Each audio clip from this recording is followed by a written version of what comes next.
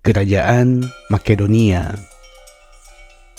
Pada zaman Yunani kuno, ada suatu kerajaan yang awalnya dianggap tidak begitu penting, tetapi kerajaan itu menjadi salah satu kekuatan militer dan politik terbesar di dunia kuno. Kerajaan Makedonia, yang awalnya merupakan kerajaan kecil, berbatasan dengan kota Yunani di bagian selatan, Iliria di bagian barat, dan Trakia di bagian timur. Mayoritas penduduknya adalah sebagai petani dan gembala, dan juga Makedonia ini tidak memiliki tradisi kebudayaan yang begitu kuat, seperti kota-kota Yunani, Athena atau Sparta, dan sering dipandang rendah oleh bangsa Yunani yang lebih maju dalam bidang seni, filsafat, dan politik. Namun, Makedonia memiliki keunggulan dalam hal sumber daya alam, terutama hewan kuda dan kayu, yang membantu mereka dalam pengembangan militer. Raja-raja awal Makedonia seringkali berjuang mempertahankan wilayah mereka dari serangan tetangga, baik dari suku-suku Iliria maupun dari kota-kota Yunani. Meskipun Makedonia terletak dekat dengan Yunani, mereka sering dipinggirkan dari urusan-urusan penting di Yunani, karena dianggap lebih barbar dibandingkan dengan budaya Yunani yang lebih maju. Philip II. Semua ini berubah ketika kekuasaan Makedonia dipegang oleh Philip II di tahun 382 hingga tahun 336 sebelum Masehi. Ia adalah seorang raja Makedonia yang membawa kerajaan ini ke puncak kekuasaannya. Ketika ia naik tahta pada tahun 359 sebelum Masehi, Makedonia berada dalam keadaan kacau dan terancam oleh musuh di dalam dan luar negeri. Namun, melalui kemampuan militernya yang luar biasa dan strategi politiknya yang cerdik, Philip II berhasil menyatukan Makedonia dan memperkuatnya. Philip II menciptakan suatu formasi tempur yang revolusioner pada zamannya, di mana prajurit bersenjata tombak panjang atau disebut sarisa bertempur dalam barisan yang sangat rapat. Formasi ini membuat pasukan Makedonia jauh lebih efektif di medan perang dibandingkan tentara-tentara Yunani tradisional. Formasi ini dinamai formasi Phalanx Makedonia. Dengan memanfaatkan kelemahan kota-kota Yunani yang terpecah-pecah akibat persaingan internal dan akibat perang Peloponnesos, konflik militer pada zaman Yunani kuno yang terjadi antara Athena dan kekaisarannya melawan Liga Peloponnesos, yaitu suatu persekutuan negara-negara kota di wilayah Peloponnesos pada abad ke-6 hingga ke-5 sebelum Masehi, yang didirikan oleh bangsa Sparta. Philip II menaklukkan beberapa wilayah di Yunani Utara dan berhasil mengendalikan sebagian besar Yunani dengan mendirikan Liga Korintos, sebuah aliansi yang di bawah kendalinya. Namun, ambisi Philip II harus berakhir ketika ia akan menyerang Kekaisaran Persia. Rumor mengatakan ia dibunuh pada tahun 336 sebelum Masehi dalam sebuah acara pernikahan. Alexander the Great. Ambisi dari Raja Philip II untuk menyerang Kekaisaran Persia dan menguasai dunia tidak berakhir, bahkan setelah kematiannya. Alexander the Great adalah salah satu legenda paling terkenal dalam sejarah kuno, penuh dengan penaklukan, ambisi, dan impian besar untuk menguasai dunia. Ia adalah putra dari Raja Philip II dan Ratu Olympias. Alexander lahir pada tahun 356 sebelum Masehi di kota Pella, Makedonia. Sejak kecil, ia sudah menunjukkan tanda-tanda kejeniusannya. Ayahnya memastikan bahwa Alexander menerima pendidikan terbaik, dan ia beruntung memiliki Aristoteles sebagai gurunya. Aristoteles mengajarinya filsafat, ilmu pengetahuan, politik, dan seni perang yang membentuk dasar kepemimpinannya. Pada usia muda, Alexander menunjukkan bakatnya dalam perang dan kepemimpinan. Salah satu kisah terkenal adalah saat ia berhasil menjinakkan kuda liar bernama Bucephalus, yang kemudian menjadi kuda kesayangannya selama hidup. Bucephalus, menurut kisah yang paling terkenal yang diceritakan oleh sejarawan Yunani Plutarch, Bucephalus adalah seekor kuda liar yang sulit dijinakkan. Kuda ini pertama kali dibawa kepada Raja Philip II atau ayah Alexander oleh seorang pedagang kuda. Namun, tidak ada seorang pun yang bisa mengendalikan kuda tersebut dan Bucephalus dianggap terlalu liar dan berbahaya. Bucephalus terus bertempur bersama Alexander hingga usia tua. Setelah kematian Bucephalus, Alexander sangat berduka dan memutuskan untuk memberi penghormatan besar.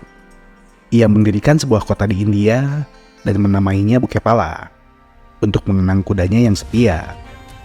Kota ini diyakini berada di dekat lokasi pertempuran di Sungai Hydaspes, meskipun letak pastinya tidak diketahui dengan jelas. Invasi Alexander.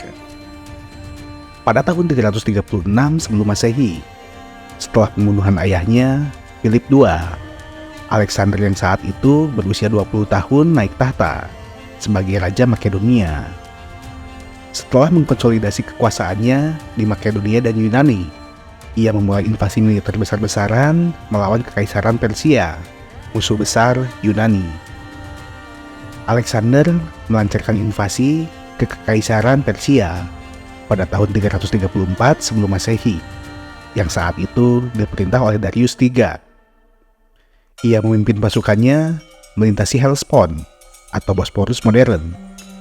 Di sana ia mengalami kemenangan beruntun yang mengesankan, termasuk pertempuran Granicus dan pertempuran Issus pada tahun 333 sebelum Masehi. Di Issus, Alexander mengalahkan Darius III secara langsung dan memaksa Kekaisaran Persia untuk mundur. Invasi Alexander terus berlanjut di tahun 332 sebelum Masehi. Alexander menaklukkan Mesir, di mana ia diperlakukan sebagai pahlawan dan bahkan diangkat sebagai Firaun. Di sana ia mendirikan kota Alexandria, yang kemudian menjadi salah satu pusat kebudayaan dan pengetahuan terbesar di dunia kuno. Pertempuran yang menentukan terjadi pada tahun 331 sebelum Masehi di Gaugamela, di mana Alexander sekali lagi mengalahkan Darius III. Pertempuran ini menandai jatuhnya Kekaisaran Persia, dan Alexander pun dijuluki sebagai Sang Raja Asia. Semangat Alexander masih terus membara. Setelah menguasai Persia, ia melanjutkan penaklukan ke Asia Tengah, termasuk wilayah Bactria dan Sogdiana, yang sekarang menjadi Afghanistan dan Uzbekistan. Ia bahkan menikahi putri bangsawan Persia, Roxana, dalam upaya untuk menyatukan budaya Timur dan Barat. Invasi terakhir Alexander adalah ke wilayah India. Di sana, ia menghadapi tantangan besar dalam pertempuran Sungai Hydaspes pada tahun 326 sebelum Masehi melawan Raja Porus. Meskipun Alexander berhasil memenangi pertempuran tersebut, pasukannya mulai lelah, memaksa Alexander untuk menghentikan ekspansinya lebih jauh ke timur. Alexander memiliki visi untuk menciptakan sebuah kerajaan dunia yang menyatukan timur dan barat. Ia bahkan mendorong pernikahan antara prajurit Yunani dan wanita dari daerah yang ditaklukkan, termasuk dirinya sendiri yang menikahi Roxana, seorang putri dari bangsawan Persia. Alexander juga mengadopsi beberapa tradisi Persia dan berusaha memadukan budaya Yunani dengan Timur.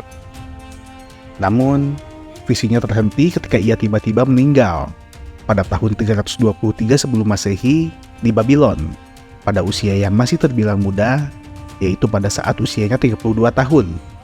Beberapa rumor mengatakan mungkin akibat demam, malaria, atau keracunan. Tanpa penerus yang jelas, kerajaan raksasanya terpecah di antara para jenderalnya yang dikenal sebagai Diadochi. Meskipun kerajaan yang dibangunnya terpecah, pengaruh Alexander sangatlah besar. Ia menyebarkan budaya Helenisme atau budaya Yunani ke seluruh wilayah yang ditaklukkannya, mempengaruhi seni, ilmu pengetahuan, dan politik di dunia kuno.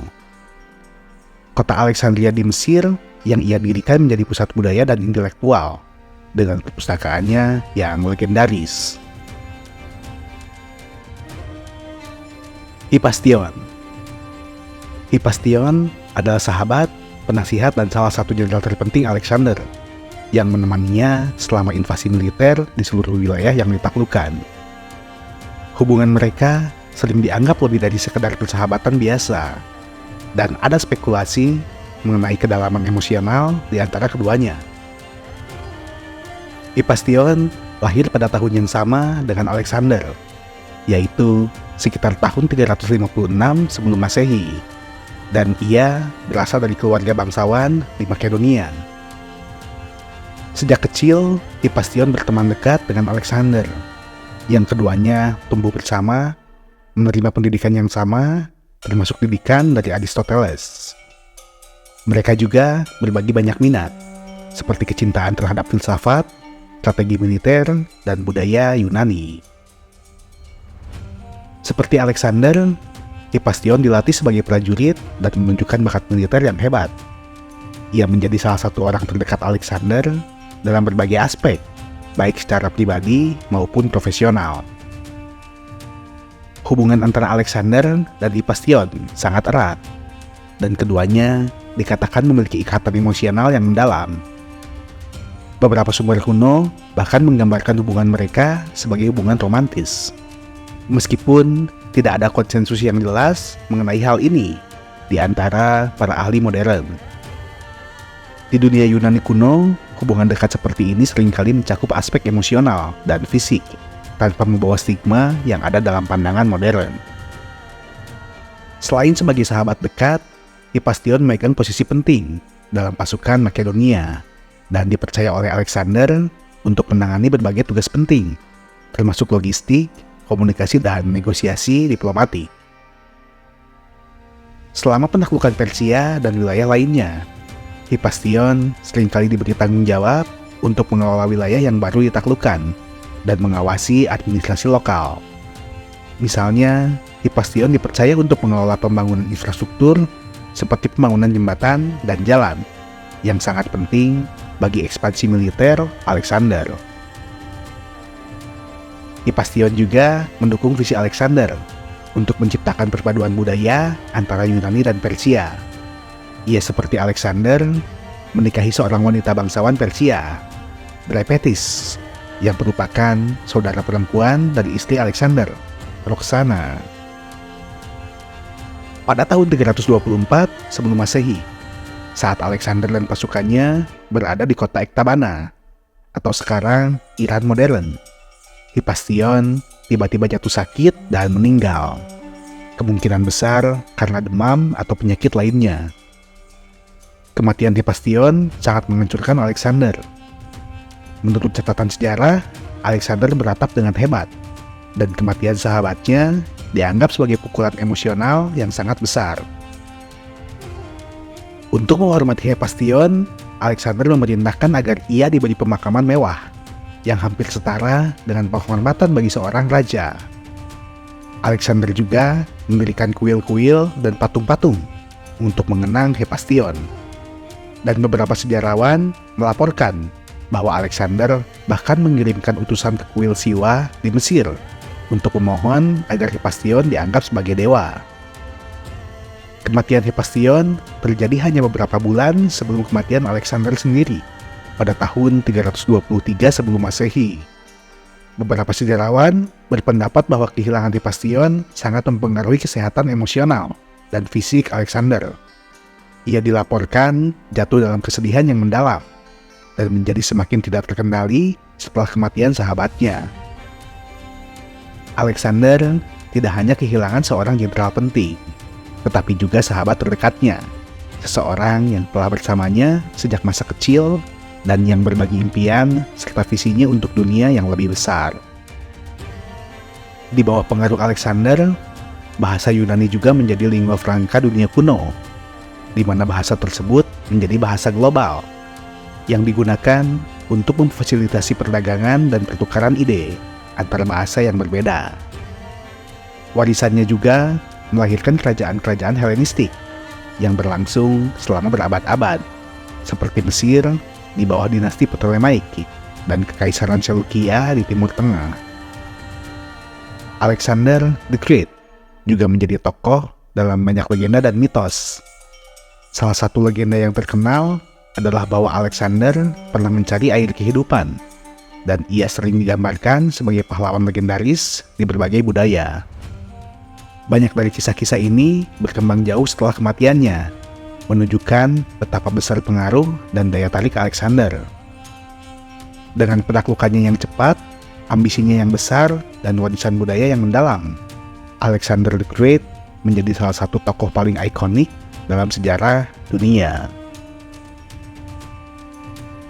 Itulah sebagian kecil dari sejarah tentang Alexander the Great.